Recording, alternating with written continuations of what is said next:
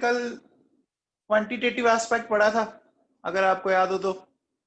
And then मैंने Faraday's law of electrolysis पढ़ाए थे आपको, पढ़ाए थे बच्चों। तो फेराडे के आपके 2 रूल थे, है ना। अब आज अपन उस फेराडेज के लॉ पे कुछ क्वेश्चंस डिस्कस करने वाले हैं बच्चों, ठीक है ना। तो इन क्वेश्चंस को देखिए आप, आपके सामने क्वेश्चन लिखे हुए हैं, देखो। पहला क्वेश्चन कह रहा है, during electrolysis of Al2O3 151.2 liter oxygen is produced at STP, then moles of aluminium which will produce at same time। ठीक है, मतलब जब आपने Al2O3, ठीक है ना, आपने क्या किया, इलेक्ट्रोलाइसिस किया, इलेक्ट्रोलाइसिस से आपको कुछ ऑक्सीजन मिली। बेटा इसको कैसे सोल्व करेंगे, देखो सुनो, बहुत सिंपल सा क्वेश्चन है। देखो इसको मैं ऐसे लिखता हूं, इसको इलेक्ट्रोलाइज करने पर क्या सिंपली ये मिल जाएगा बच्चों, 2 एल्यूमिनियम एंड 3/2 ऑक्सीजन। बोलो बच्चों, ऐसा ले सकते हैं अपन, बोलो। ये समझ में आया, इक्वेशन लिखी तो बहुत सिंपल है। अब मुझे एक बात बताओ बच्चों, अगर मैं आपसे बोलूं, देखो एल्यूमिनियम के मोल कितने हैं, 2 मोल है, इसके मोल कितने हैं, 1.5 मोल है बच्चों। तो अब देखिए, आप सबसे पहले बताओ, आपको ऑक्सीजन का वॉल्यूम दिया हुआ एसटीपी पर 151.2 लीटर। बताओ इस वॉल्यूम से मोल ऑफ ऑक्सीजन कैसे फाइंड आउट करेंगे, बताओ बच्चों कैसे करेंगे। बेटा एसटीपी पर 1 मोल का वॉल्यूम क्या होता है, एसटीपी पर 1 मोल का वॉल्यूम 22.4। तो मैं कह सकता हूं, देखो बच्चों, क्या कि मोल्स ऑफ ऑक्सीजन, तो बच्चों देखो 151.2 डिवाइडेड बाई 22.4, सोल्व करने पे बच्चों आ रहा है ये 6.75। ठीक है, सोल्व किया मैंने, मेरे पास आ गए 6.75। ऐसा आपने पढ़ा है बच्चों 11th के अंदर। अब देखो आपको क्या करना है, मोल्स ऑफ एल्यूमिनियम निकालने और मोल्स ऑफ ऑक्सीजन आपको पता है। अब देखो बेटा, जो रिएक्शन होती है वो हमेशा स्टोइकियोमेट्री के अकॉर्डिंग होती है। तो मुझे बताओ, इक्वेशन में एल्यूमिनियम के मोल कितने, 2, और ये कितना है 1.5, है ना बेटा। यहां से देखिए क्या कर सकते हैं, आपको moles of aluminium find out करने। तो मोल्स ऑफ ऑक्सीजन तो आपको दिख रहे हैं, 6.75 इंटू 2 डिवाइडेड बाई 1.5। बताइए सोल्व करके बताओ बच्चों क्या आ रहा है।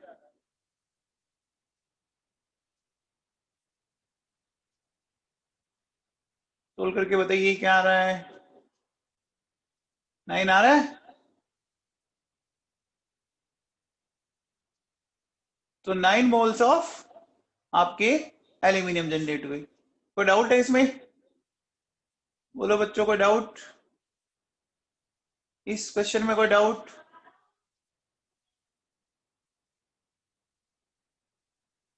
बोलो।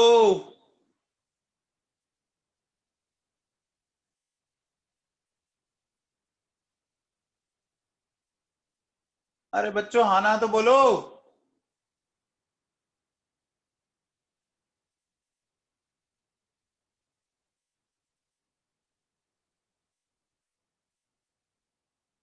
यस सर, किसके लिए, डाउट के लिए या किसके लिए,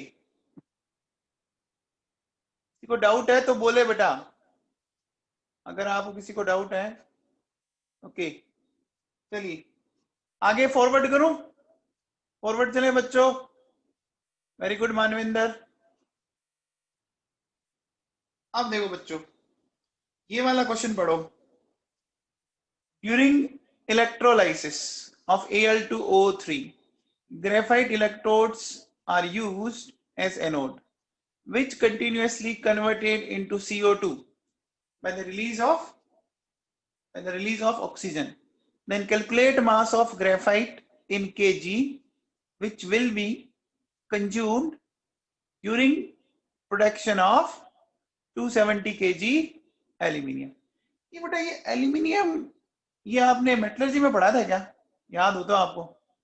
होल हेरोल्ड प्रोसेस पढ़ा था बच्चों? होल हेरोल्ड प्रोसेस पढ़ाया था, याद आया?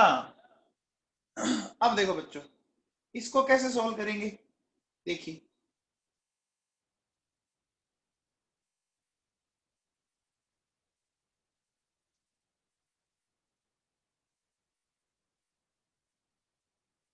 इक्वेशन वो लिखेंगे वापस।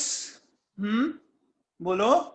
अब देखो बच्चों, एक बात बताओ, मुझे एक बात बताओ कि यहाँ 2 मोल एल्यूमिनियम मिल रहे हैं, तो क्या मैं ऐसा बोल सकता हूँ 2 इंटू 27 और 1.5 इंटू 32, यानी क्या मैं ऐसा कह सकता हूँ कि 54 kg एंड 48 kg, दोनों की यूनिट एक ले ली मैंने, इधर केजी तो इधर भी केजी कर लिया, ठीक है ना? कोई दिक्कत तो नहीं है बेटा? दोनों साइड मैंने केजी केजी लिया है एल्यूमिनियम का। और अब बच्चों एक बात बताओ, आप बताओ, मैं ऐसा कह सकता हूं कि जब 54 kg एल्यूमिनियम बना तो 48 kg ऑक्सीजन बना बच्चों? तो जब बताओ आपका कितना बन रहा है? 270 kg एल्यूमिनियम, तो देखो 48 डिवाइडेड बाय 54, 270। बोलो आ गया? अब बताओ, इसको सोल्व कर सकते हैं अपन? बोलो, तो कितना हो गया? कितनी ऑक्सीजन बनी? 240 kg। क्या पहले इतना समझ में आया सबको? क्या इतना समझ में आया? अब देखो बच्चों सुनो, अब यहां से ये जो ऑक्सीजन जनरेट हुई वो कर क्या रही है? वो कार्बन के साथ कंबाइंड हो रही है और बना रही है CO2। बना रही है बच्चों? बताओ, कार्बन का 12 kg और इसका 32 kg, यानी 32 kg oxygen 12 kg carbon consume कर रहा है क्या? 32 kg ऑक्सीजन क्या 12 kg कार्बन कंज्यूम कर रहा है बच्चों? देखो ये कह रहा है इस क्वेश्चन में, तो मतलब तो अपन कह सकते हैं कि 32 kg oxygen will consume 12 kg carbon. तो बताओ 240 kg कैसे करेगा? 12 अपॉन 32 इंटू 240। बोलो कर सकते हैं?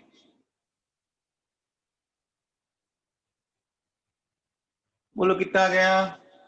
90 kg आ गया बच्चों? आ गया? देख लीजिए इस क्वेश्चन को, ड्यूरिंग इलेक्ट्रोलाइसिस। अब देखो बेटा, मेटलर्जी को इसने यूज लेते हुए, इसने क्या किया?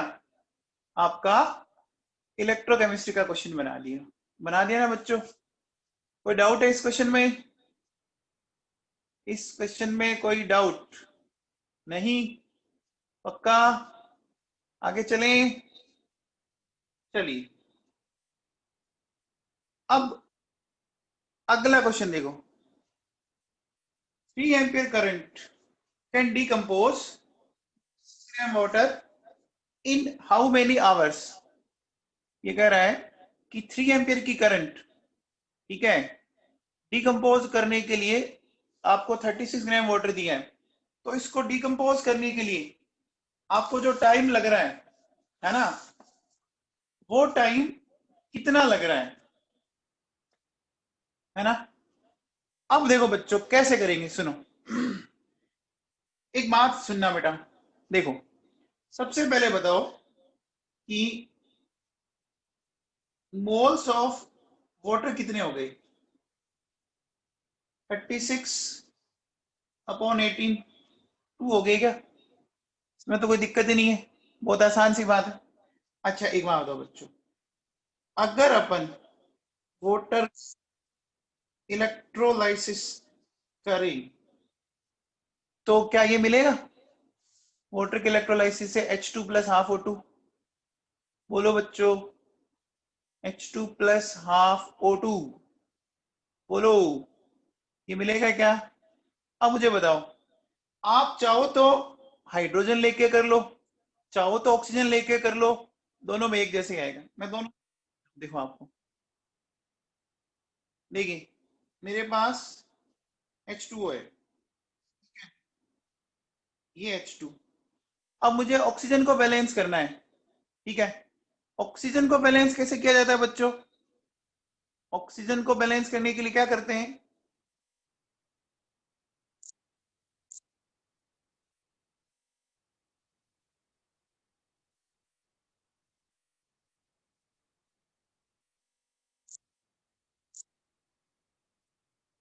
ऑक्सीजन को बैलेंस करने के लिए क्या करेंगे?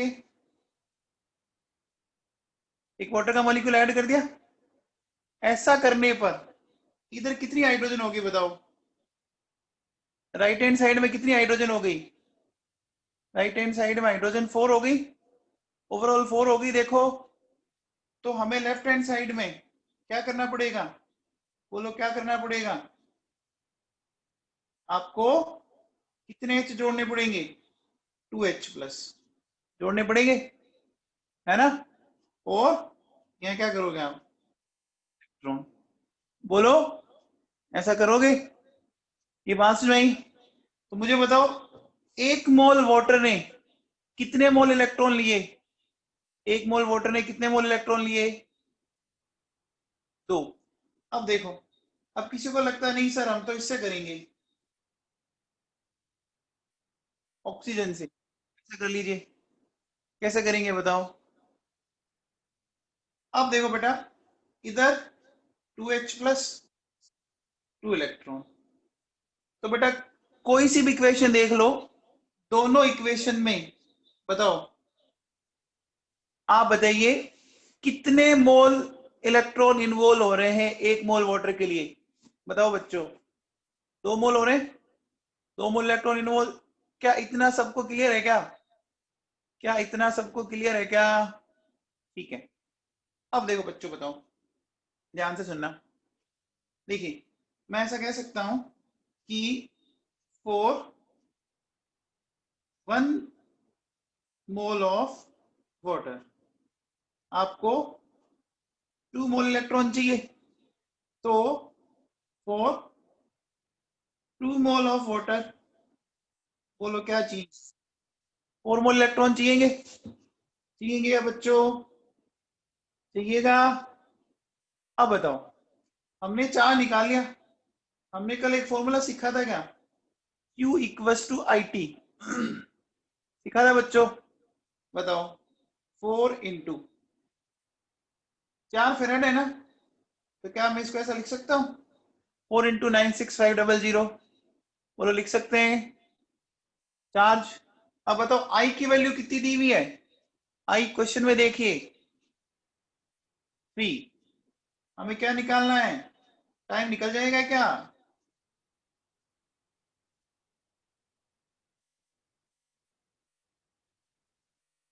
बोलो, निकल जाएगा? आ जाएगा? और अगर मान लीजिए आपको इस टाइम को, आपको टाइम किसमें पूछा है बच्चों? आपको आवर्स में पूछा है। तो क्या करेंगे? सेकंड को डिवाइड कर दें अपन, सोल्व कर लेंगे बच्चों। बोलो कितना आ जाएगा? 36। ये बात समझ में आई? इस क्वेश्चन में कोई डाउट? इस क्वेश्चन में कोई डाउट?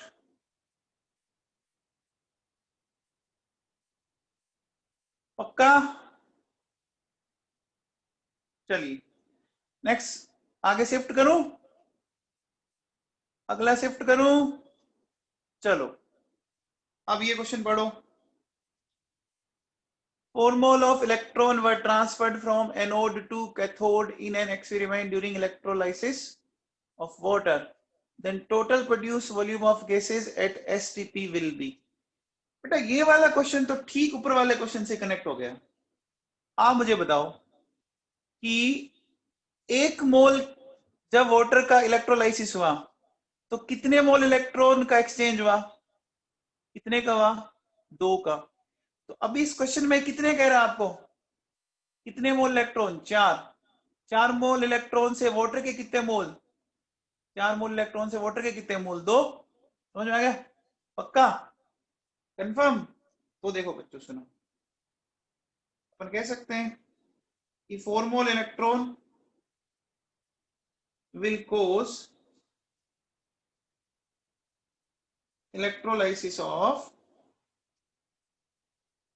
2 mole of water। क्या ये लाइन समझ में आई? बेटा एकदम ऊपर वाली लाइन लिखी है मैंने, इसको उल्टा लिखा। देखो मैं जो टिक कर रहा हूं, देखो उल्टा लिखा है मैंने। 2 मोल के लिए 4 मोल उल्टा बोल दिया मैंने, 4 मोल से 2 मोल। अब मुझे बताओ, जब आप 1 मोल वाटर का इलेक्ट्रोलाइसिस करते हो तो बताओ आपको क्या मिला? 1 मोल वाटर से 1 एंड 0.5 यानी 1.5 मोल मिले। 1 मोल hydrogen and half mole oxygen, 1 mole hydrogen and half of oxygen. तो बताओ मोल ऑफ वाटर से क्या मिल जाएंगे? 2 इंटू 1.5, बोलो 3 मोल मिल जाएंगे क्या? आपसे पूछा क्या है? Volume of gases at STP. बोलो, आप बताओ बच्चों, वॉल्यूम कैसे निकालेंगे एसटीपी पर? बाई मल्टीप्लाई 22.4 आ जाएगा। ये आ जाएगा 67.2 लीटर। क्या क्लियर है? ये क्लियर है क्या?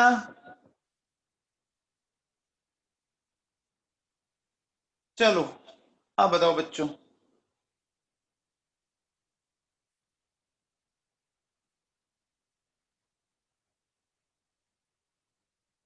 अर्स क्या हो गया?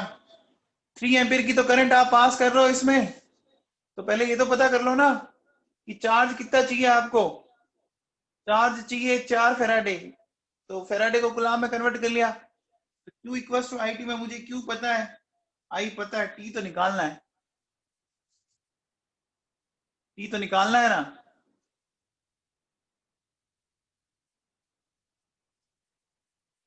चलिए ये वाला क्वेश्चन पढ़िए।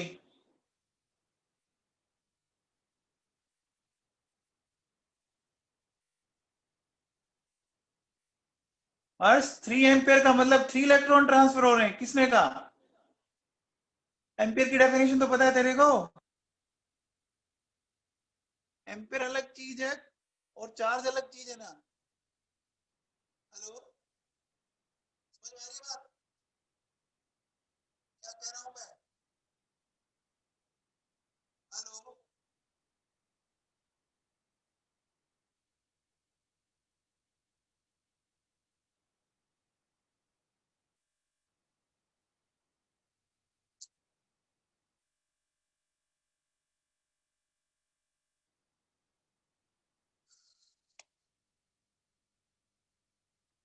हाँ जी बच्चों।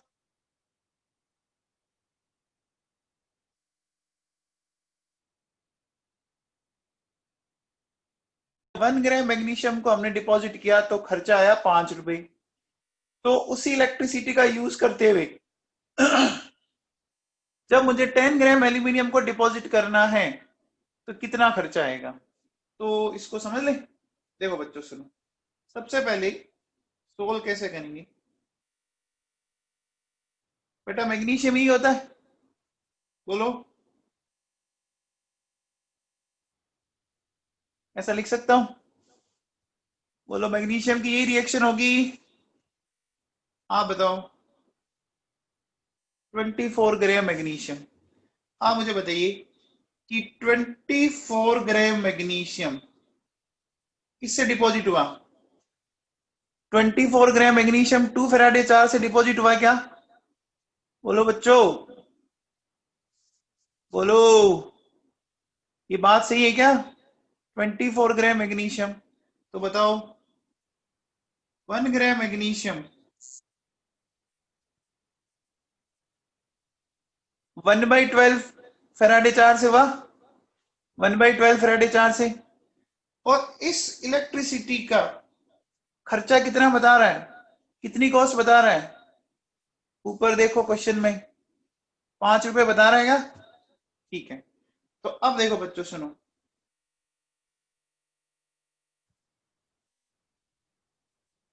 कैसा कर सकते? अब बताइए मुझे कि ये 27 ग्राम है, तो 27 ग्राम एल्यूमिनियम डिपॉजिट होगा 3।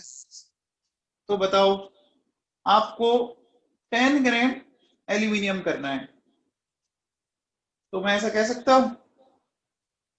बोलो, तो बताओ 10/9 फैराडे आ गया क्या? 10/9 फैराडे आ गया क्या?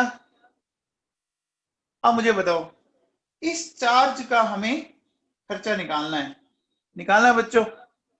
आ गया, वेरी गुड। तो देखो बच्चों सुनो, कैसे करेंगे? हम कह सकते हैं कि F/12 चार्ज का खर्चा आया 5 रुपए, ठीक है? तो 10F/9 का खर्चा आएगा, ठीक है? ये करेंगे बच्चों, सोल्व करने पर ये इतना आएगा। क्या समझ में आया? क्या ये समझ में आया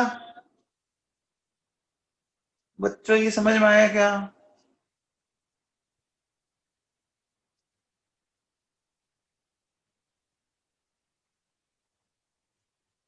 चलिए क्वेश्चन नंबर 6 देखिए बच्चों। In a galvanic cell, mass of zinc strip is 100 gram and 1 liter of 1 m copper sulfate solution is used. Then calculate time for which it gives 1 ampere current, ठीक है? और आप जिंक का atomic mass लिख लो चाहो तो question के अंदर।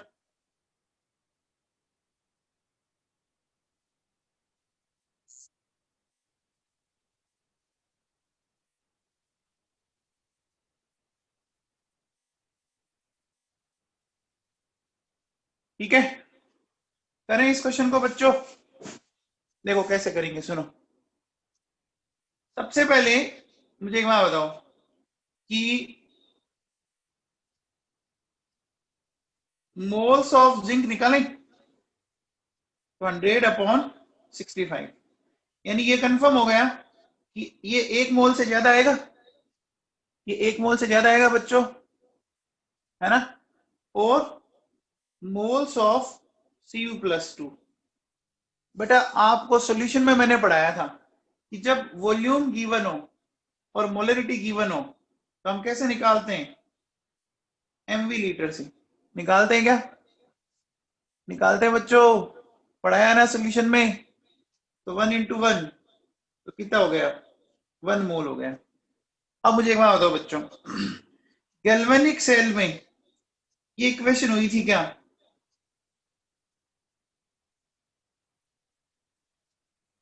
ये गैल्वेनिक सेल की याद आ रही इक्वेशन? बोलो। अब मुझे बताओ स्टोइकियोमेट्रिक कोफिशिएंट क्या है? स्टोइकियोमेट्रिक कोफिशिएंट क्या है बच्चों? इनके 1 1 है बच्चों? बोलो। अब मुझे बताओ गिवन क्या है? इसका ग्रेटर देन 1 और इसका 1। बताओ लिमिटिंग रिएजेंट कौन हो गया? लिमिटिंग रिएजेंट कौन हो गया? Zn हुआ या Copr+2 हुआ? Zn हुआ या Copr+2? बोलो कौन खत्म हो जाएगा? Copr+2 खत्म हो जाएगा ना? बोलो बच्चों, Copr+2 तो 1 ही है ना? और जिंक कितना है ग्रेटर देन 1? समझ में आई बात? क्या ये बात समझ में आई? बोलो बच्चों, तो मैं कह सकता हूं ये बात समझ में आई क्या? अपन ऐसा कह सकते हैं Copr+2 will be consume completely. ये लाइन समझ में आई? क्या ये लाइन समझ में आई? मैंने कॉपर +2 को क्यों किया बेटा? स्टोइकियोमेट्रिक कोफिशिएंट देखो, जिंक का 1 है, कॉपर +2 का 1 है बच्चों, ठीक है। लिमिटिंग रिएजेंट कैसे निकालते हैं पता है क्या? एक काम करो, ये कितना आया मुझे बताओ, 100/65 कितना आ रहा है? एग्जैक्ट बता दो चलो, 100/65 कितना आ रहा है? चित्रक सिंगल बता भाई, 100/65 कितना आ रहा है?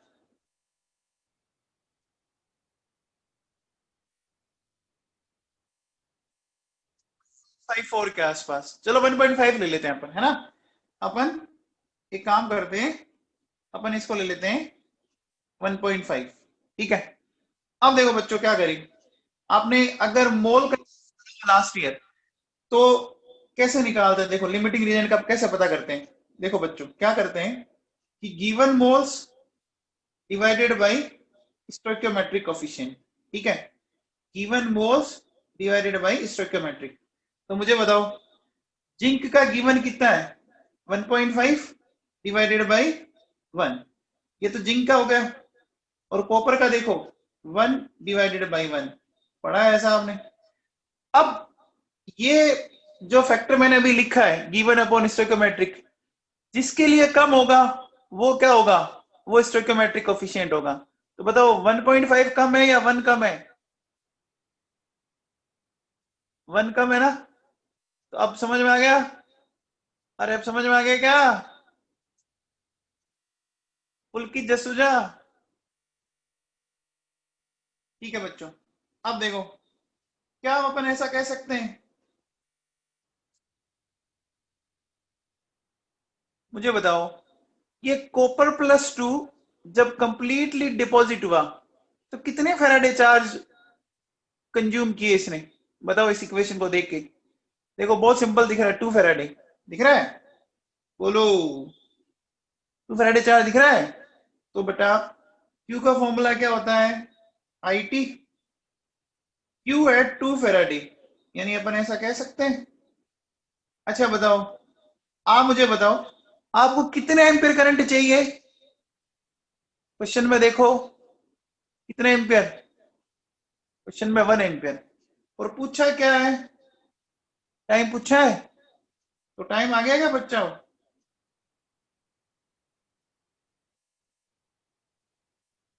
बोलो, अब बोलो, अगर इस टाइम को आपको इसमें निकालना हो तो डिवाइडेड बाई 3600। सोल्व कर लेंगे? सोल्व कर लेंगे बच्चों? क्या ये क्वेश्चन समझ में आया?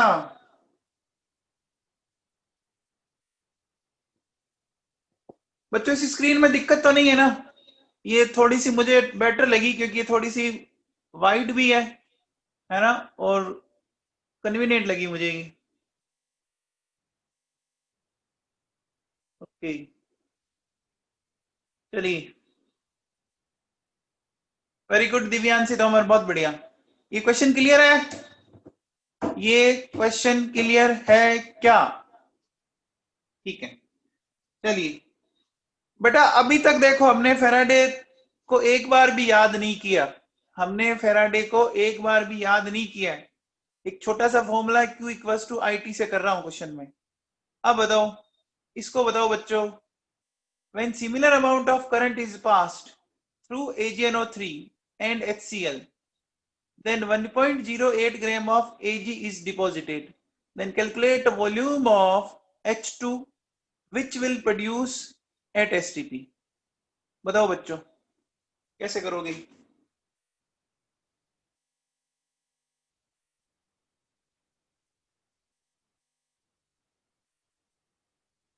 देखो बच्चों कैसे करेंगे, सुनो।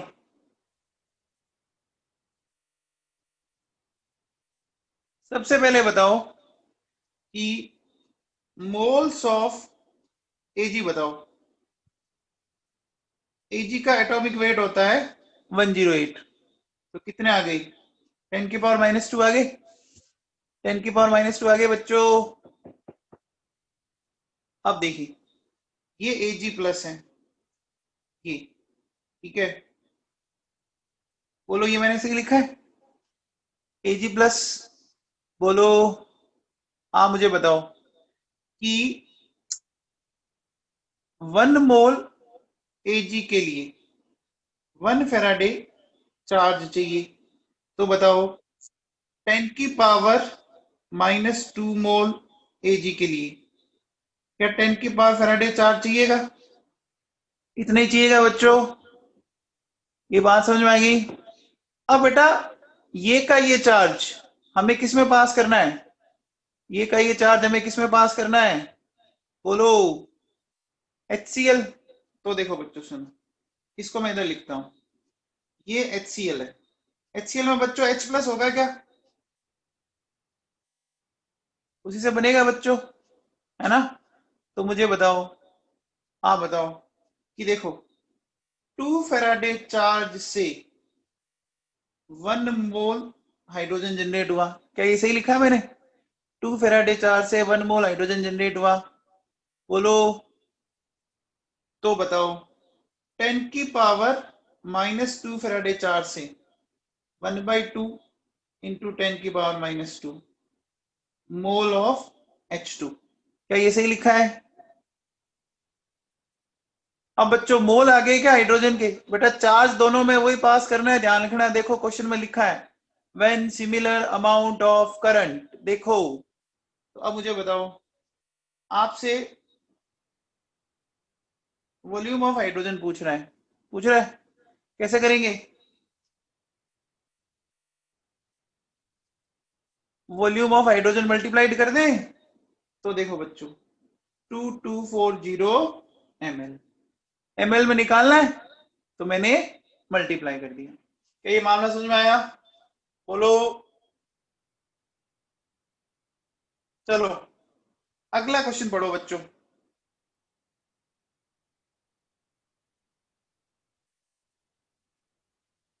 हाँ बेटा, जो डिपॉजिट उसी के अकॉर्डिंग चार्ज आएगा, नैना मदान। जो डिपॉजिट होगा उसी के अकॉर्डिंग चार्ज आएगा।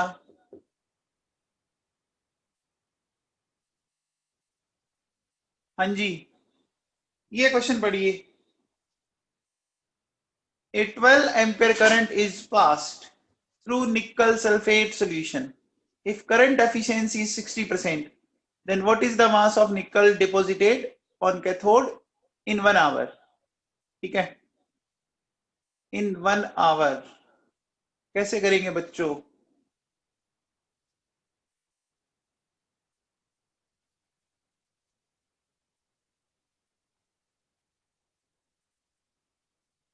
चलो बच्चों करें। देखो बेटा, आपको करंट दिया हुआ है, आपको टाइम दिया हुआ है, बताओ। आपको आई गिवन है और टी गिवन है, तो आई और टी से क्या निकाल सकते हैं? क्यों निकाल सकते हैं? निकालो। 2 इक्वल्स टू आई टी, तो 12 एम्पियर। अच्छा 1 आवर दे रखा है, तो 60 × 60 कर दूं क्या? 60 × 60 कर दूं?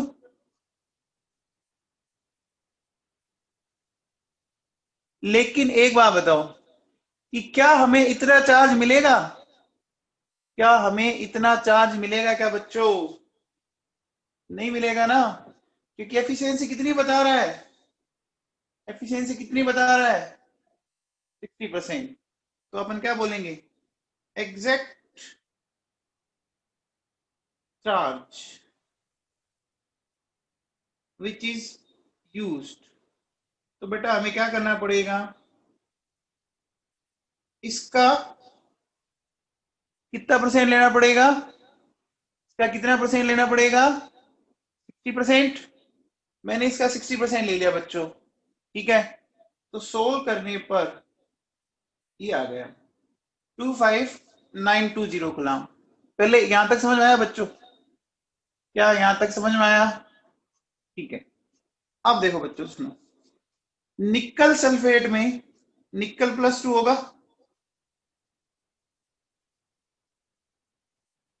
ऐसा है बच्चों?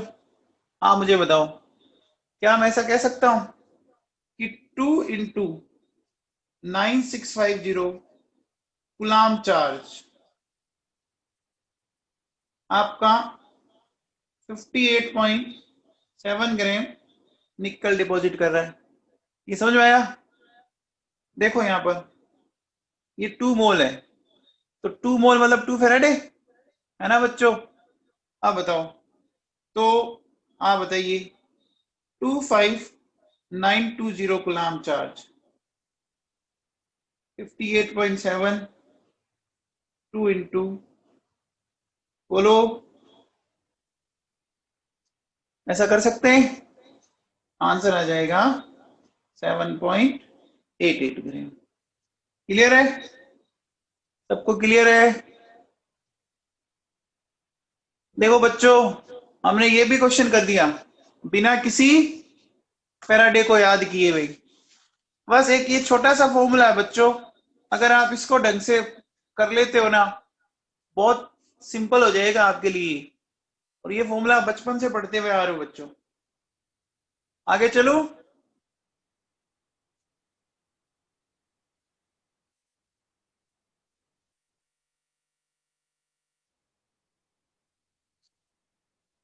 पढ़िए इस क्वेश्चन को पढ़िए।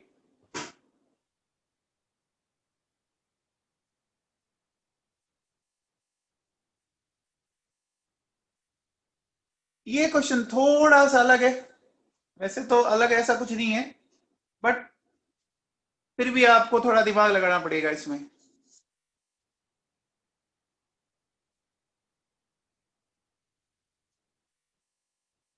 बेटा एफिशिएंसी पूछ रहा है ना, ये देखो ये टर्म,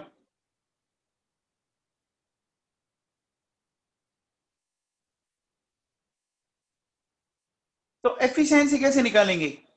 देखो एफिशिएंसी कैसे निकालोगे बच्चों? रियल अपॉन थ्योरेटिकल इनटू 100, ऐसे निकालते हैं क्या? अरे मैंने कल आपकी एग्जांपल दिया था कि आप मान लीजिए एक 4 व्हीलर खरीद के लाए, कंपनी वाले कहते हैं कि ये 20 का एवरेज देती है, और हमने जब चेक किया तो वो 15 का ही दे रही है ना, पर किलोमीटर। तो बोलो एफिशिएंसी पता लग गई? बोलो बच्चों। अब देखो बच्चों, एक बात बताओ, हमारे हाथ में, देखो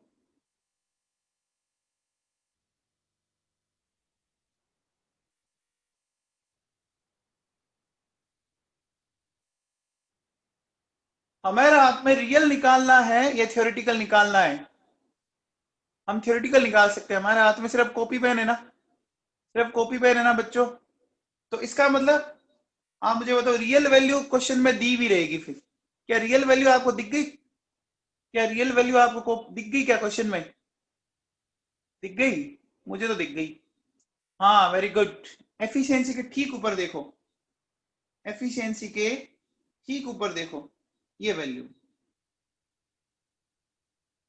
इसका मतलब सबसे पहले एक काम करें बच्चों, हमारे पास देखो हम क्या कर सकते हैं, पहले चार्ज पता कर लेते हैं। देखो पहले तो सुनो,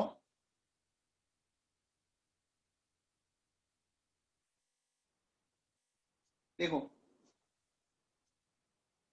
तो 0.1 एम्पियर, ठीक है बच्चों, कितने टाइम के लिए? कितने टाइम के लिए?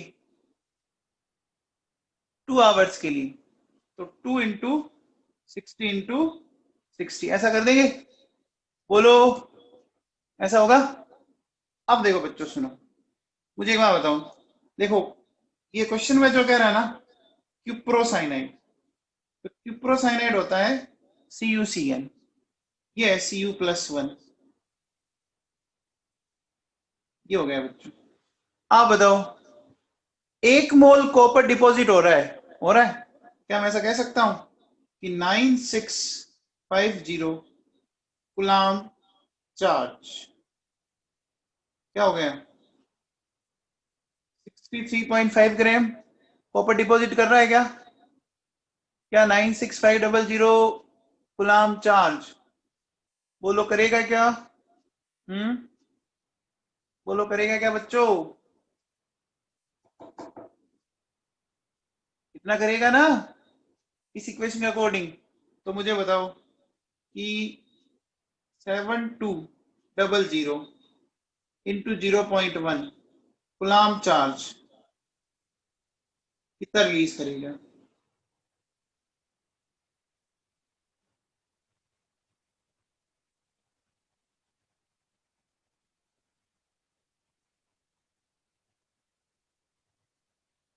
बोलो ऐसा करेंगे?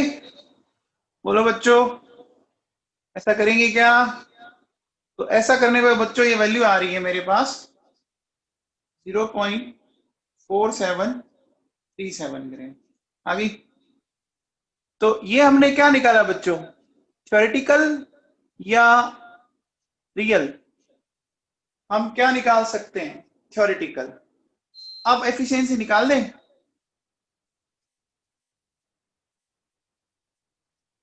तो रियल में तो 0.3745 और 0.4737 मल्टीप्लाइड बाई 100, ऑलमोस्ट 80% के आसपास हो जाता है, 79%।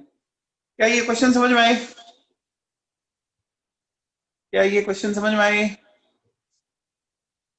बेटा देखो, मैंने किसी भी क्वेश्चन में फैराडे को याद नहीं किया, है ना। एक सिंपल सा फॉर्मूला लगाया मैंने, Q equals to I T. बोलो, और उन फॉर्मूला से ये क्वेश्चन सोल्व हुए, चेक कर लो आप, है ना। देखो बेटा, फिजिकल उसी बच्चे को ढंग से समझ में आएगी या वही बच्चा फिजिकल में मास्टरी करेगा जो फॉर्मूला से ज्यादा चीजों को समझे और ऐसा एक फॉर्मूला सेलेक्ट करे जिससे लगे कि यार ये फॉर्मूला तो बहुत ही ज्यादा काम का। अब देखो आप, आपने सारे क्वेश्चन कर डाले, है ना बच्चों। आगे चले।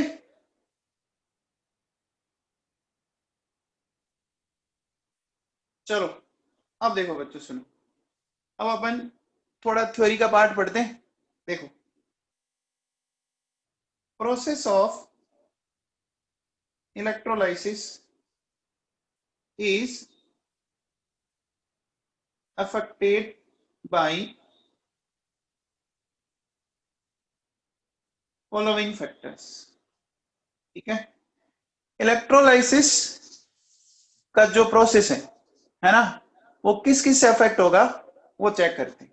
देखो बच्चों, सबसे पहला, charge which is passed through electrolyte solution। ये तो हमने पढ़ लिया, charge which is passed through electrolyte solution. बोलो बच्चों, ये तो पढ़ा ना अभी, बार बार ये यूज लिया हमने। बोलो। अब देखो, second, nature and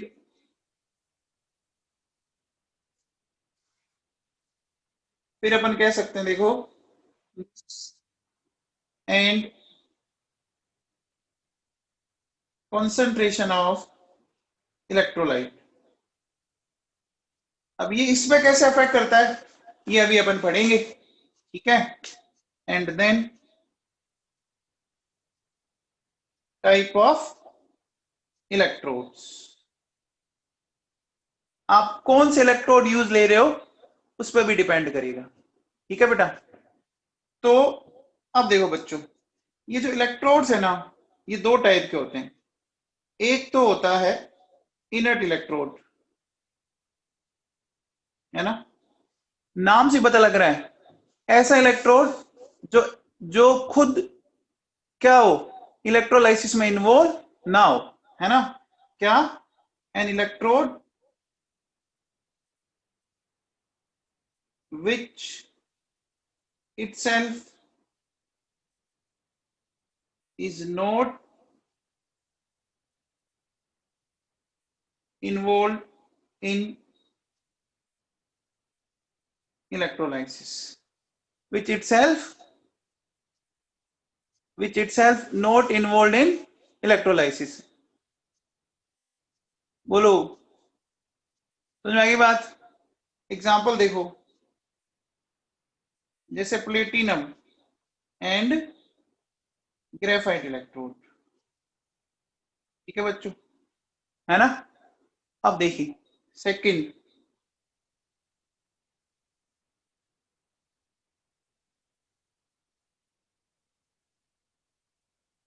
reactive electrode. ठीक है, इसका मतलब बोलो क्या होगा, it will involve in electrolysis process. बोलो, इलेक्ट्रोलाइसिस के प्रोसेस में इन्वॉल्व करेगा, it will involve in electrolysis process. ठीक है, तो अगर अपन एग्जांपल देखें, देखो जैसे जिंक है, कॉपर है, एजी है। अब इसका पता कैसे लगेगा, ये मैं आपको थोड़ा सा समझा देता हूं। बेटा देखो सुनो, जैसे सपोज आपने क्या किया, electrolysis of ZnSO4 by using zinc electrode. ठीक है, electrolysis of copper sulphate by using copper electrode, electrolysis of AgNO3 by using Ag electrode।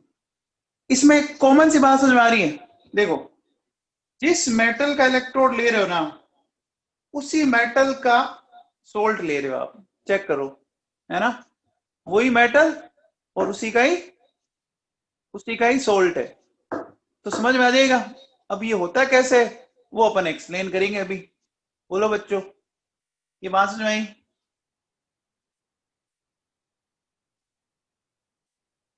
अब देखो बच्चों सुनो, अब देखिए मुझे एक बात बताओ, अगर मैं आपसे पूछूं, देखो कि जैसे सपोज मैंने ऐसे बोला,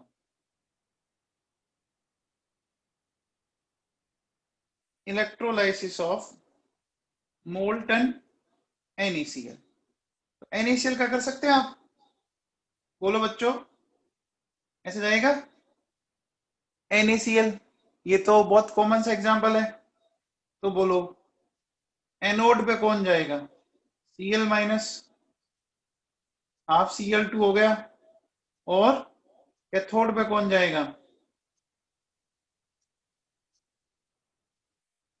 ये जाएगा, जाएगा क्या, ये समझ में आया बच्चों, इलेक्ट्रोलाइसिस ऑफ मोल्टन NaCl समझ में आ गया।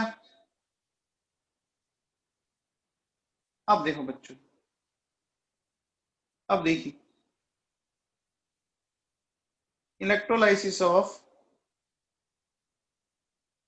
मोल्टन PbBr2, देखो PbBr2 का कैसे करेंगे, Pb+2 2Br माइनस, बोलो एनोड पे देखो एनाइन जाएगा,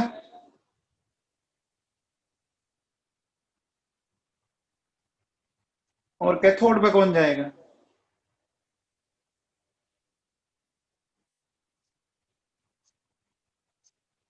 ये समझ में आया। बोलो बच्चों, अब ध्यान रखना, अभी मैं जो भी एग्जांपल ले रहा हूं ना, वो सारे एग्जांपल बच्चों इनर्ट इलेक्ट्रोड के ले रहा हूं। मैं अगर कुछ नहीं बोल रहा हूं ना, तो मैं सारे एग्जांपल इनर्ट इलेक्ट्रोड के ले रहा हूं, ये दिमाग में फिट कर लेना। ठीक है बेटा, बोलो, है ना। अब देखो बच्चों सुनो, बात अगर मैं आपसे करूं क्या, कि electrolysis of Na2SO4 using platinum electrode, है ना, इलेक्ट्रोलाइसिस ऑफ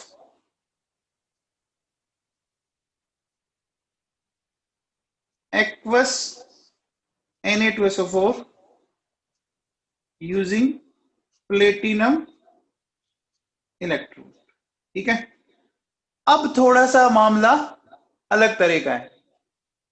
अब बच्चों कैसे करेंगे, देखो सुनो, अब थोड़ा सा समझना बच्चों, एक तो है Na2SO4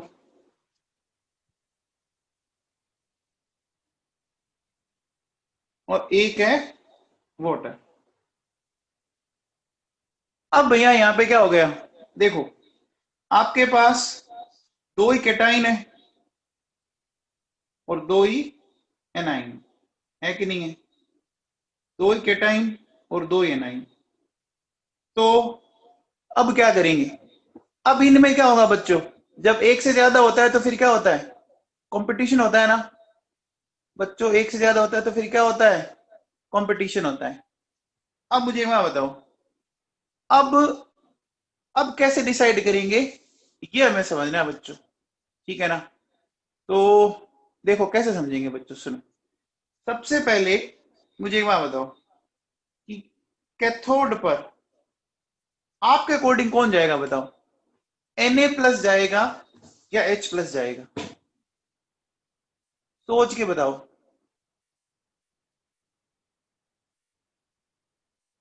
बेटा कैथोड पे क्या होता है, कैथोड पे होता है क्या है, ये बताओ, रिडक्शन। अच्छा इलेक्ट्रॉन लेने की इच्छा किसकी होती है, मेटल की या नॉन मेटल की, मेटल की या नॉन मेटल की, नॉन मेटल की। अब मुझे बताओ, अब मुझे बताओ कि Na+ और H+, बोलो इसमें से नॉन मेटल कौन है, H है ना। तो इतना समझ में आ गया कि कैथोड पर तो H+ गया। अब देखो बच्चों, एनोड पर कौन जाएगा बताओ, सल्फेट जाएगा या OH- जाएगा। अब एनोड पर क्या होना है, ऑक्सीडेशन होना है बच्चों, एनोड पर ऑक्सीडेशन होना है, तो इलेक्ट्रॉन को लूज करना है, लूज करना है बच्चों। तो बताओ इलेक्ट्रॉन लूज कौन कर सकता है, OH- कर सकता है या सल्फेट कर सकता है।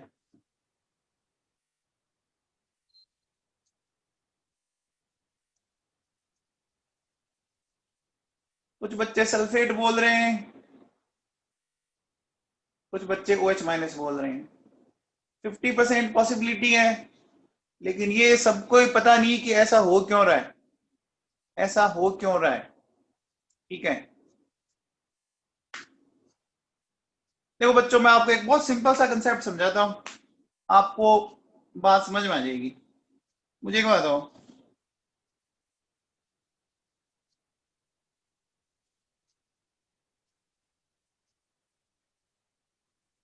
ये सल्फेट आयन है और ये OH- आयन है। आप मुझे बताओ क्या सल्फेट आयन में रेजोनेंस पॉसिबल है क्या, क्या सल्फेट आयन में रेजोनेंस पॉसिबल है क्या, पॉसिबल है। अच्छा जिसमें रेजोनेंस होता है वो क्या होता है, जिसमें रेजोनेंस होता है वो क्या होता है, वो स्टेबल होता है बच्चों। अच्छा क्या OH- में रेजोनेंस हो रहा है, OH- में रेजोनेंस हो रहा है क्या, नहीं हो रहा। तो इसका मतलब इन दोनों में सल्फेट माइनस तो स्टेबल है, तो वो तो फिर जाना पसंद नहीं करेगा ना, नहीं करेगा ना।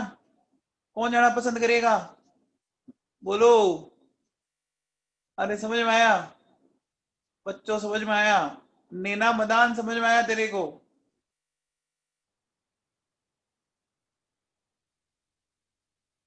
तो बेटा सल्फेट तो ऑलरेडी स्टेबल है ना। तो जब सल्फेट स्टेबल है तो वो तो क्या होगा, जाएगा नहीं।